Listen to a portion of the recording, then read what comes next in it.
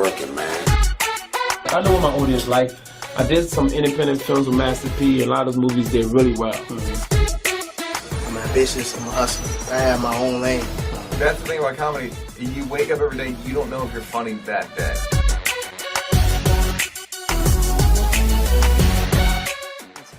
Right about now, this gentleman is coming to the program, man. I found him through some mutual contacts, and I was trying to have a conversation with a prominent black conservative. And this guy popped on my radar, reached out to him, and invited him on the show, and he said, absolutely. So let me read his bio real quick. Currently, he is part of the North Carolina Republican Party's General Counsel team, and in 2016 and 2020 was a delegate to the North Carolina GOP State Convention. He founded the College Republicans at Morehouse College in 2001. At the time, first chartered College Republican chapter. It was the first chartered College Republican chapter in the country since the 1960s. His name is Harold Eustache. I hope I'm saying that correctly. Harold served in the U.S. Army from 2004 to 2010 in special operations with a top secret clearance and has combat deployments to both Iraq and Afghanistan, where he was awarded the Combat Infantryman's Badge and 2 Army Commendation Medals for actions in combat. After the Army, Harold attended Wake Forest University School of Law and served as a prosecutor from 2014 to 2018 in 2 North Carolina counties and is currently in private practice. He's also a member of Alpha Phi Alpha Fraternity Incorporated. All right, let's go live with Harold Eustache. Welcome to the program. Am I saying your last name right? You are. Can you hear me? Okay. Yeah, I can hear you. All right, good. Good to go. Welcome to the program, man. First of all, thank you for your service. Thank you, and I appreciate you having me. All right, so what we're doing here today, man, I'm trying to have a direct and upbeat, friendly conversation about opposing viewpoints. Right. And so just recently, with the climate of everything that's going on in the political landscape and what we're seeing on the news, just me personally, I find it hard to relate to or understand the perspective of Black Republicans, right? I'm familiar with Black conservatives, but Blacks for Trump, to me, is it's a phenomenon. So I wanted to get to you in your own words, how you got to the position of being a prominent Black conservative, what your position is now, and why you still support the president, commander-in-chief. Okay, well, I think the first thing is, one, I think Black conservatives don't do a good job of really talking about what it means to be a Black conservative and making sure that everybody, in our community understands, why the hell are Black people conservative in the first place, right? And I think that's just something that on the Black conservative movement needs to be talked about. But for me, I think it's just kind of a couple reasons as to why I'm a conservative, and it has to do with, a lot of upbringing, I think, and that's true for everybody probably. But when I was young, I would read a lot of Henry Louis Gates and Cornel West and read Alex Haley's autobiography of Malcolm X, and that really had a huge effect on my life. And initially, when I say that, people are like, well, how does that go to being a conservative? And I think of it this way. I think as a Black man, I believe that a couple things. One, that our strength and our power and our ability is what made America what it is. There's nothing more American than a Black man.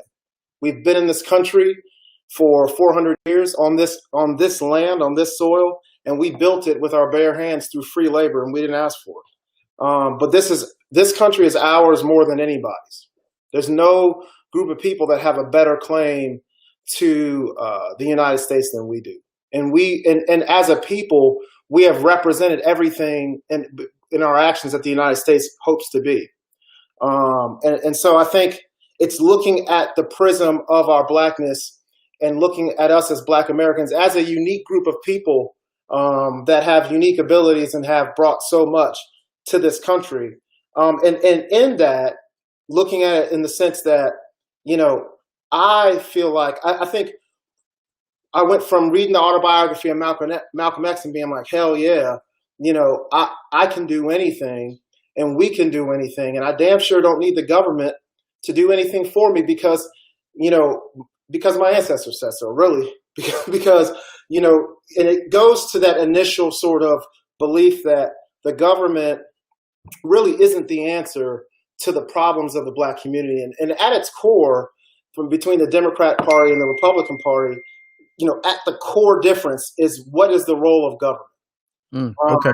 And I think, you know, we can get into a whole philosophical political science debate about that. No, not a debate. It goes to that initially. So explain that.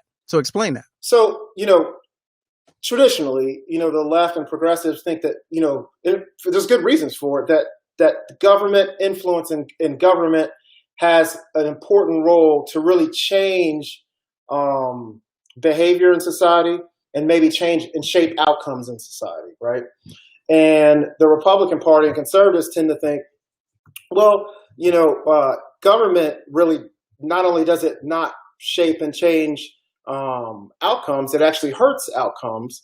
It inhibits people to be their freest and best selves. And so it's just a classic argument. And I think that's also absolutely true for the Black community too.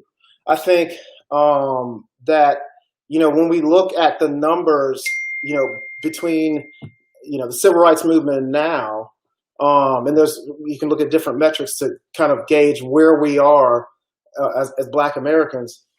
We're certainly not any better. The wealth gap hasn't changed. The number per capita, sort of the number of Black people having graduate degrees in 1970s was higher than it is today. And so my argument there is that a lot of these policies that we're voting for haven't gotten us much of anything. Okay. But it's really a belief, as far as a Black conservative, is a belief that the sort of belief that the government doesn't solve our issues, that we can solve our issues, that I'm not looking to have a white person tell me my life matters. I know it matters. I don't care if they, you know, ultimately they're never gonna look. This country has a lot of racism, right? And I think that our energy is wasted as Black people by trying to petition white folks to like us more. Okay, that is wasted energy and wasted time. And I feel like the Democratic Party and the progressive left, they are so consumed with, see, look, if I could just get them, if I could just shape them to make them like us, it will have an outcome on us. That's good. Well, one, you're not going to change their mind. So all you can do in life is change yourself, whether it be a person, a relationship you're in, or our greater community. We can change ourselves, and we have the power to do it. Now, to that part, as far as Trump, right? Yeah. Well, wait a minute. Let's slow walk. We ain't in a hurry. We ain't got no. I'm trying to, you know, pick your brain. So I want to hear all of it. So we'll get there, because a lot of what you said makes sense. I mean, you know, Black people historically are a conservative people. Now, I'm using the actual definition of the word. I'm not saying that we're historically Black conservatives, but we are conservative. Your grandmother told you can't just do what you want to do. Right. You know, everything ain't for everybody. Whereas that liberal mindset, that progressive mindset, is not historically us. Right. Sure. But to that point, I don't believe, I don't subscribe to the belief that Black people are automatically democratic. Even though historically, in the last 60, 70 years, that is the way that we have voted because of, you know, Voting Rights Act, Civil Rights law, under those, you know, social services, under FDR. There was kind of a switch in positioning for Black people en masse. But two wings, left wing, right wing, two wings of the same bird. If you believe that the Democratic Party takes Black people for granted, do you then believe that the Republican Party, by way of their inclusion or diversity efforts, do you believe that they're pandering to Black people? Absolutely. I mean, I do. One of the issues I have, I mean, if you're just asking me flat out, one of the issues I have with the Republican Party, and I say it all the time, is, you know, it's this sort of Black voter outreach nonsense that I think it doesn't work. It is, it's done in a way that tries to pander to Black voters, and people see right through it. I don't like when, you know, when some folks in the Republican Party try to come to me and say, well, there's this Black thing, and so you got to do that Black thing. And I think, you know, how do I say this? Some of my friends that are into politics on the Democratic side, they don't like that I say that because they think that it's so important for us to be talking about race all the time. And I actually disagree with them. I think, and there's a few reasons why, but I think first of all, practically, if we want Black people to have political power in this country, one, we got to win elections. And in a state like North Carolina, for example, there's never been a Black governor in either party. There's never been a Black senator in either party. There's never been a Black lieutenant governor, never been a Black attorney general in over a century, ever. That's in either party. There's never been a Black head of the Democratic Party in North Carolina, right? We're talking about half the voters of the Democratic Party in North Carolina are Black. No power. None. Why? For a century. Just keep on voting for them, right? And you don't think that's not about race? You don't think? Well, I do think it's about race, but I also think that, you know, as people, Black people that want to have these, you know, have influence in politics, you know, when I said that the Republican Party come to me and want to talk about race and wanted to pander, I don't subscribe to that, and I think it hurts Black potential political candidates in both parties when you're trying to become the president of the NAACP instead of win, you know, a major district that's 70% white with, you know, 1 million voters, right? And so to me, the best example to look to is the best Black politician ever, as far as just pure politician, not who I agree with. That's Barack Obama, right? And so what did he never talk about? Race. Right. Never. He's like the only Black politician that gets it. Like, why should I ever talk about race when it's going to make me lose? So, you know, and then not that he couldn't have or didn't want to, but it was strategy. He knew so well, that's my point. Strategy. But that's not going to work in every scenario, and it's not going to work for every candidate. I'm not saying it's going to work for every candidate in every district. I'm not saying that. Yeah. But my point is, we're not winning, and we can cut it however we want. We're not winning. And I think part of that is because you've got to appeal to everybody on some level. You've got to be able to do that to win in districts that aren't gerrymandered, just the one district in a state like North Carolina for a Black person. We've got to be able to win multiple districts. And, you know, and going back to Barack Obama, he won. He didn't win that Democratic primary on the backs of Black people. He won Iowa first. And that's a state that's 95% white. He won that primary first. And so I think, you know, I think that's that sort of mentality of pandering in both parties really, I think hurts us. And I certainly I don't think the GOP does a good job. I think the GOP would be better served to get Black voters if the GOP was more authentic and straight up about, hey, this is what the conservative message is. You know, let's cut the BS and stop trying to act like, you know, if we get some cool Black celebrity that's not even that cool, was cool 25 years ago, you know, that votes Republican once, and that's going to somehow get Black people. It doesn't work that way. Right. And I think, you know, just a more authentic, you know, appeal to Black voters to say, hey, you know, think about this practically in your life. You just go through a bunch of issues and where do you stand on those issues really? And sort of just kind of a come to Jesus about why you vote the way you vote. Now, to the point about race and Barack Obama, I feel like he was a special case. He was a unique case, a unique time in history. He was to white America. He was safe and articulate, a combination that they were not familiar with. So he didn't necessarily we Black folks were waiting for him to talk about race or to deal with it. He knew that he had to be the sacrifice. I'm gonna get this 8 years in. I'm gonna be the first in the modern era, first Black in the modern era, to really pave the way, open the doors, and fall on the sword and open the doors for whoever comes after. That, I think that was his legacy, my personal opinion. But to your point about race and the reason why, I think Black people, we grow up being bilingual. Yeah. We grow up code switching. We grow up. Right. We don't necessarily have to talk about it. But the fact that they refuse to talk about it or acknowledge it, at the same time being obsessed with it, it causes the conflict and confusion. So when we talk about actual political parties, right? For you, the commander-in-chief currently, he literally hijacked your party. He literally hijacked it. Right. You, like I said, the points you made earlier make total sense to me. Like, it is a black conservative to me is not a shock, but a black Trump supporter is. So, in your words, explain to me why, at this stage of the game, you would still support President Trump. Well, and I think that's where kind of the conundrum is in 2020. I think for a lot of people, is about this sort of parsing out this thing between Trump and Republicans. For me, there really isn't that.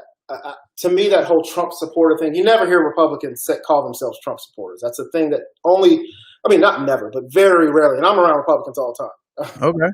It's just not something people say. You just say you're a Republican, right? Okay. You hear that more on the left. They want to make this sort of strange difference between Trump supporter and Republican. Trump is just a Republican. Okay, he's just a Republican president that ultimately is crazy as hell, but does all the things policy-wise that any Republican president would do, whether it be Marco Rubio or Ted Cruz or whoever would have gotten elected, would have probably done 90%. Do you believe that? You believe that? For policy-wise, I think there's absolutely. I mean, what policy I can't think of very many policies. I actually think Trump has done more progressively. I think more progressive policies than I think, a lot of Republicans would have done. Give me three that were progressive. Sure. I think the first one is the First Chance Act. First Step. First Step Act, which was written under the Obama administration. And I think that's an even better point, right? I mean, it says you can't use that as his point of origin. It's not. He didn't originate that. It doesn't matter if you originate. The fact whether you originate or not doesn't matter. I think that's sort of irrelevant. What matters is, and if it is relevant, it matters that it was originated under Obama, and a Republican president would even fathom even touching it. A Republican president should throw it in the trash, right? But instead of throwing it in the trash, said, "This is a good idea. Let's actually do this." And frankly had to really pull Republicans in to do that. A lot of Republicans did not necessarily want to do that. But really, this administration was the one that pushed that. I think give me two more. I can't give him that credit. That one got to go off the table. Give him that credit if he signed the bill. Yeah, he did. They had been working on that for like 4+ years. And I get that. But one, it didn't get done under a Democrat. I mean, whether they were working on it or not, I'm not saying they weren't. But this president did. I mean, just facts, straight up facts. Whether you like it emotionally or not, straight up did make an effort to do that. That's one. I think two was the HBCU initiative that a good friend of mine, Congressman Mark Walker, here in North Carolina, really, really pushed. They've been working on that before Trump was elected. Several Republicans have been working on that. Several Southern Republicans, Tim Scott and Mark Walker, and some other Southern Republicans have been working on how do we help HBCUs, especially in the South. And it's something that the president didn't have to do, but it is something that he did. And there can be discussions about whether he went far enough or whether it was good enough. But the fact that we have a Republican president and they're actually talking about HBCUs at all, even knows what HBCU stands for, I think that says something. I think that's something that is and also recently it came out that he's talking about cutting the funding as well. I haven't heard that. I haven't heard that about cutting the funding, but I do think that.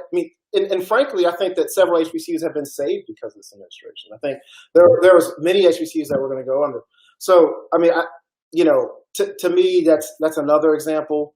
I'm not going to say this whole platinum plan thing because that's an idea at this point that hasn't actually become sort of cognizable legislation on any level. So, I mean, I do think it's bold for a Republican president to say, I want to make Juneteenth a holiday, a national holiday and stuff like that. But until we see that actual bill signed, I think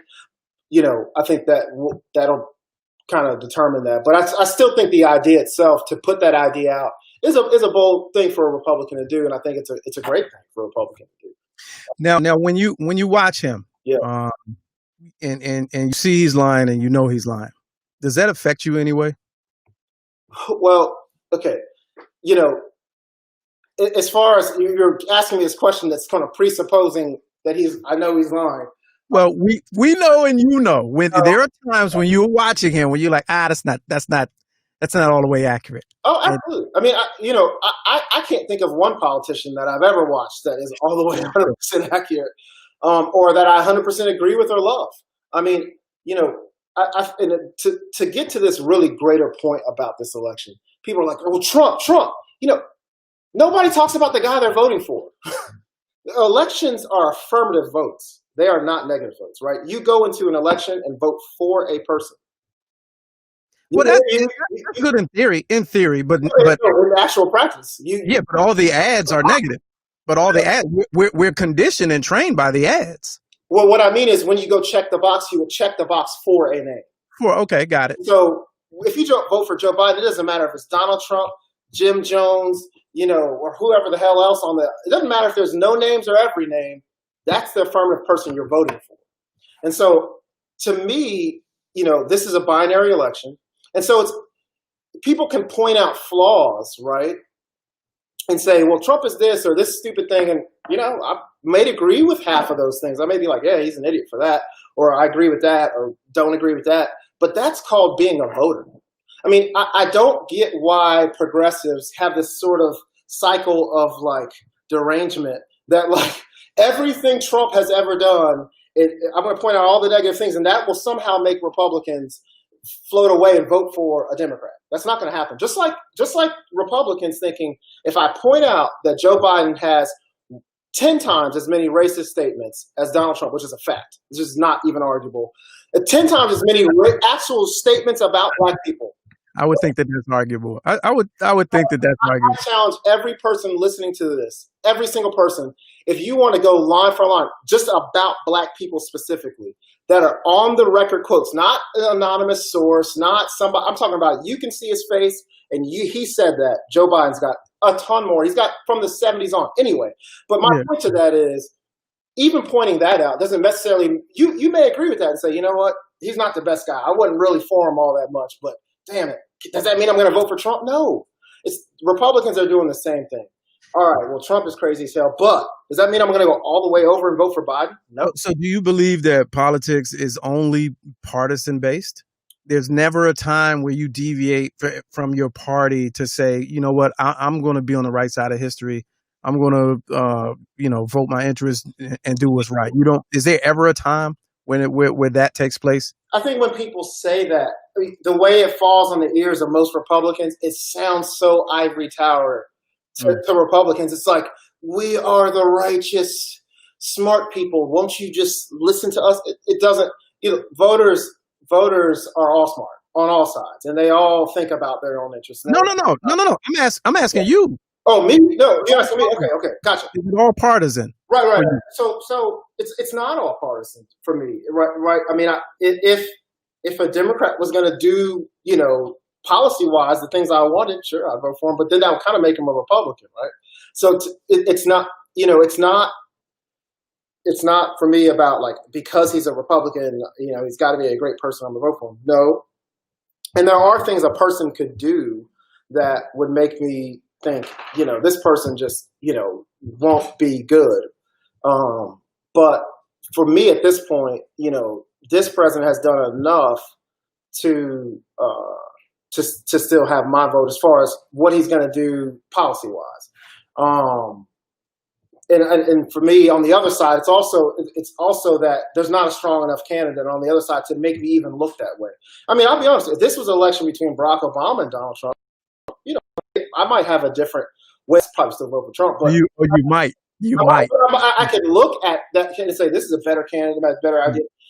But the candidate you guys have is not going to draw my attention away. I don't know his attention. Well, I'm neither a registered Democrat nor a registered. Oh, sorry. I'm not saying when I say you guys, that's my fault. So no worries. But as a black man, right? When you see your president struggle and fail to denounce white supremacy, what is that? How does that make you feel? I put this out on social media. I hated it. I mean, I get that this president has been asked that question more than other presidents. I get it, but you're the president, and when you're on the biggest stage with 73 million viewers, and you give that half-ass answer, It's not good enough. I mean, that I think it wasn't good enough. I saw what everybody else saw. I know that he said, I know that he said it multiple times. I get that. But on that stage, you got to say it there. And I hear it's disappointing, I think, for me as a black man. It's disappointing. And I've said that publicly. I don't have any problem. I mean, but again, is this a disappointment in a candidate, right? You could be disappointed with Joe Biden saying something stupid to a black reporter like, "Are you on drugs?" Or then saying, if you ain't black, I mean, you could be disappointed. Does that mean you're voting for Trump? I mean, that's the question you got to ask yourself. Yes, So, that's does that mean I'm voting for Biden? No, it doesn't mean I'm voting for Biden. It means I'm disappointed. Well, that's a good point, but I'm asking you, and from your perspective and your vantage point, that's not a deal breaker. I think it's absolutely disappoint. More than disappointed, it's infuriating. I didn't like it at all. So, so can you acknowledge that for the past 4 years, he's empowered, emboldened a segment of society that would see you walking down the street and hate your guts, and he's woken that up. Would you agree to that? I don't think he's woken it. I don't know that he's necessarily woken it up. I don't think that these sorts of elements of our society have been invented under Trump. I don't think and even the evidence show that extremist groups on all sides are not invented in 2016. They've been around for a long time. Sure, but he's made it more comfortable. He's made it more comfortable for them and more acceptable for them to be out in the open. I mean, you see the commentary that Lindsey Graham had last night, where he says you can go anywhere. Black people can go anywhere they want in the state of South Carolina, as long as they're conservative. I mean, this is language that's just unheard of. Well, okay, I got it. That to me, I mean, I could see if I'm joking and running for office, I could say something like that. As long as they're voting for me, we're good. I mean, people say that. I didn't take that as a racist comment. I didn't, and if I did, I would tell you. I mean, I don't care that there's plenty of racists to go around, right? In my opinion, but I didn't see that particular comment that way. But I do think that that this president has a worldview that I think when you say emboldened, I get what you're saying. I think he has a worldview that is sort of nationalistic in a sense. I mean, and I'll tell you because I was in the military, a part of the military that is very not diverse. As far as, we talk about Army Rangers and Navy SEALs and stuff like that, part of the military that is very different than most of the military. Right. And the mentality there a lot of times is that, there's this equation, and I don't want to say this without pissing people off, but there's this equation that, strength and toughness and whiteness are go hand in hand. Yes. And so, I think that this president is sort of, he sees, I think, and I don't know this, and he hasn't said it, but I think he sees that in himself the same way as a black man see it. Right. I see that when just me getting up here and saying, we have that strength, we have that in us as black men. I think he probably thinks that about white men. And I don't necessarily think that's a bad thing. I mean, I think that's okay to think that because, I mean, but hear me out. I mean, I can't sit up here and say, hey, I see this strength in black men and then be upset if somebody feels that way about their own race. I think that's okay to feel that. But it's a little different though. If their pride, their nationalistic pride, is set up to prevent you from. Yeah, then it is. No, I agree. If it becomes about preventing me from doing something, then that's where the problem is. But you don't think that's what it is now? You don't think that's. I mean, I don't necessarily. And even me saying that about Trump is me, sort of making conjecture that I don't know. I do think that Trump wants to help every single American, just like, I think Barack Obama did too. And I think there's a commitment to trying to do that as much as possible through the policies that you want. I do think that there's that commitment there, even if even if I think he does take pride in his, heritage from his parents and grandparents, which I think every person on some level does. I mean, I think you go to any family and you go to a family reunion, you really get down to the nitty gritty. There's talk about pride in their grandfather and where they came from and all that stuff. We do that in the Black community. I think white people do that, and I think that's very human to do that. So I don't think that's necessarily that big of a deal. Interesting, very interesting. We're talking with Harold Eustache, Black conservative. And now, let's be clear for the folks that are watching. This is not an attack. I'm not trying to I really wanted to pick your brain, man, because it's a unique time in history where we're watching the Black Sit movement. We saw the recent campaign rally at the White House over the weekend, which I found out later was, paid actors. Well, okay. T-shirts organized by Candace Owens. I know a lot of those people that were there personally. I know at least 30 or 40 of them. Okay. I'm not involved in Blexit. I don't necessarily. I don't know Candace Owens. Okay, but I don't align with her. And so every Black conservative is not the same. Just like every Black Democrat's not the same. Sure. My thing with Candace Owens, flat out, is that to me it's disingenuous if every time a Black man is killed by police, you automatically start talking this nonsense about, well, what was his criminal record and blah, blah, blah. I don't want to hear that. Because to me, I can, as an actual person, as a Black man, I can look at George Floyd and say, no, that's ridiculous. That's not just ridiculous. That goes to Black life. All right. I changed my profile picture to Ahmaud Arbery for a month. And, Republicans might have got pissed. I don't care. Because to me, the fact that we've got these vigilante groups, doing neighborhood policing, right? Riding around in a pickup truck and kill a Black man, that's about race. Because the reality is, me as a lawyer, and my brother who's a lawyer, my dad is too, and successful Black men, I can't ride around and police a white neighborhood and get away with it. That's about race, period. And to me, that Candace Owens can't see the difference. Because I can talk about Breonna Taylor and say, I do think the grand jury got it right there. I can. But I can look at, I think you're disingenuous when you don't look at the facts in every case and say, this is probably me in my career, this is what I do, but look at the facts in every case and saying, hey, what are the facts here? What does that actually mean? And what should the reaction be? Because if it's just always one way, I don't take that seriously. And I think Candace Owens, to me, is not, I don't think she's for us in that sense, because she's not actually looking at the facts. She just automatically jump into this. And I hate that whole thing, and that mostly conservatives are doing, where if a Black man is killed, it's about his criminal record. Well, I was a prosecutor for years. Last time I checked, you get in trouble, you get arrested. You don't get killed, right? Sorry, my dog's no, you don't get killed, right? And so that's I think super, super important to remember for Candace Owens. That, I don't think she's credible that way. That's my thing with Candace Owens. I think that she's just, I don't think she's credible there. Yep. All right, couple final points, and then I'm gonna let you go. You talked about facts and being a prosecutor, and we saw recently Trump coming out against the 1619 Project and saying how America needs to focus, American educational system needs to focus back on patriotism and telling the positive story of our beginnings. When we know, historians and researchers know, there's a lot of that it's just not based in fact. What is your position on him going against the 1619 Project? I understand it. I mean, I think that I think both things need to happen at once. There needs to be a telling of the history of, Black people in this country, and all that we've done. And I kind of alluded to that at the beginning of what I.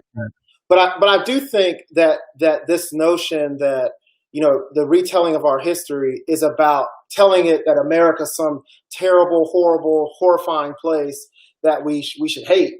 I don't think that's not only do I think that's wrong substantively. I don't think it's useful for Black people because I think just on its face to have the argument for Black people that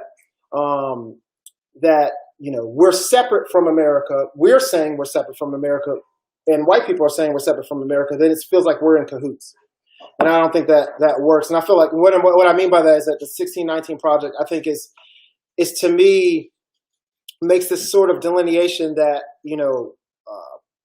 that black people are separate from America itself, and it's America that's attacking black people.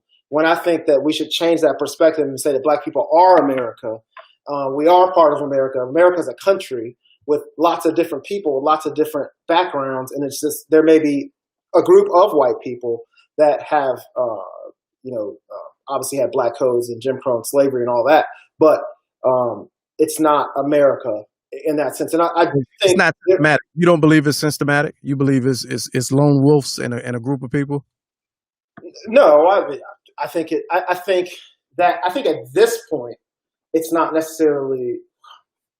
I think at this point, it's hard to say it's systematic right today in 2020. But what I would say is that as far as the 1619 Project, kind of going back to that, I do think that it's a retelling of American history in a way that I wouldn't necessarily be for. I don't. Do I think that the way the administration is sort of portraying wanting to get rid of 1619 Project is a little ham-fisted? Yes. And, I have a problem with him making the 1776 Project? No, I don't. I don't have a problem with that.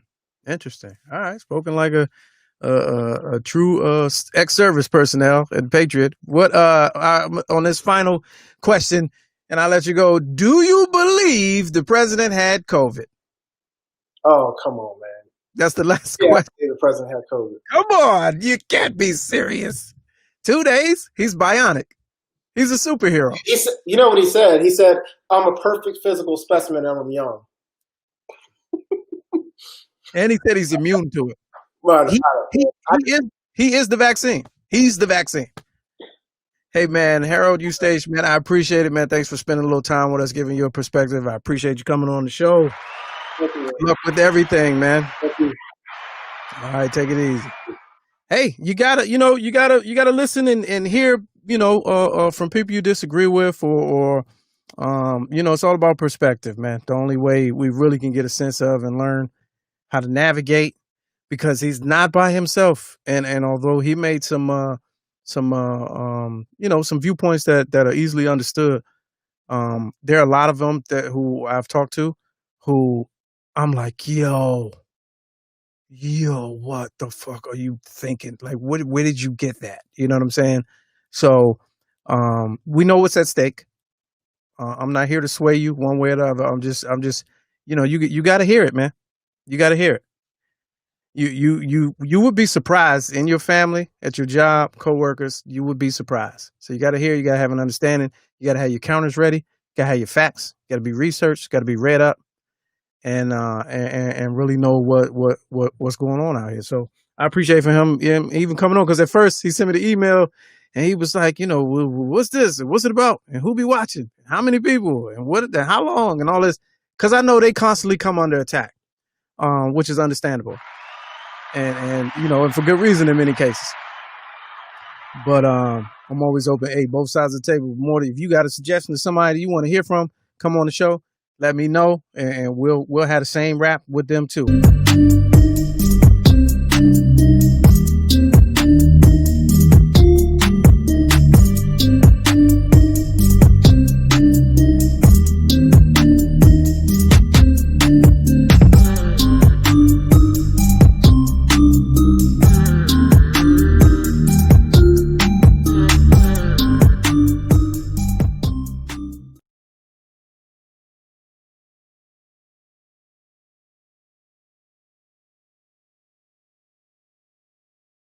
I don't care if it is a closet. You still looking mad official.